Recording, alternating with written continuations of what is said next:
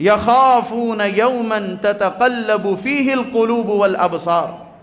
اس دن سے ڈرتے ہیں کہ جس دن دل اور آنکھیں الٹ پلٹ ہو جائیں. دل اور آنکھوں کا عدل بدل ہو جانا، الٹ پلٹ ہو جانا، تبدیل ہو جانا، اس کی مفسرین مختلف انداز سے تفسیریں کرتے کہ قیامت کا خوف، قیامت کا رعب اور اس کی وحشت اتنی ہوگی کہ انسان کا دل اپنی جگہ سے نکل کر حنجرے تک آ جائے گا، حلق تک آ جائے گا،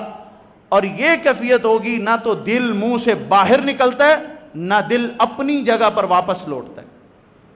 اور آنکھوں کا الٹ پلٹ ہو جانا، آنکھوں کا بدل جانا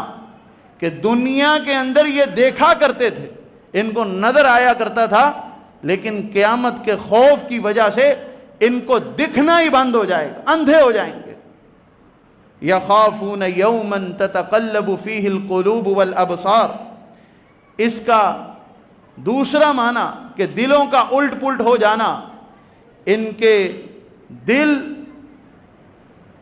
ان کو یہ طمع ہوگی، یہ لالچ ہوگی دل کو کہ اس کو جہنم کے عذاب سے نجات دے دی جائے، اور دل یہ خوف کھائے گا کہ کہیں وہ ہلاک اور تباہ و برباد نہ ہو جائے. اور آنکھوں کا الٹ پلٹ ہو جانا،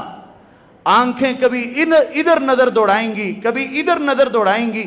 اور یہ دیکھیں گی کہ ان کو کس جانب سے پکڑا جاتا ہے اور گھسیٹا جاتا ہے اور جہنم میں پھینک دیا جاتا ہے.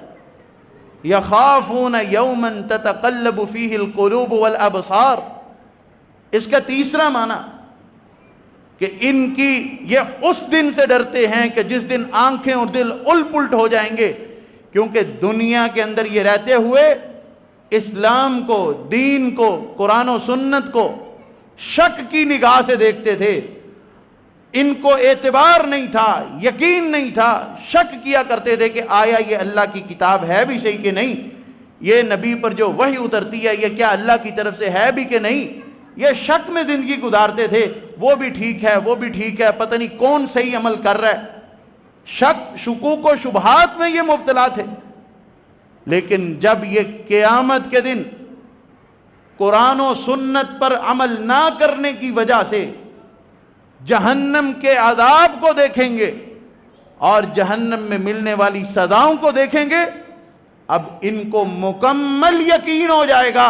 کہ وہ جو وحی جو محمد الرسول اللہ صلی اللہ علیہ وسلم پر اترتی تھی قرآن کی صورت میں، حدیث کی صورت میں، وہ بالکل حق اور سچ تھا.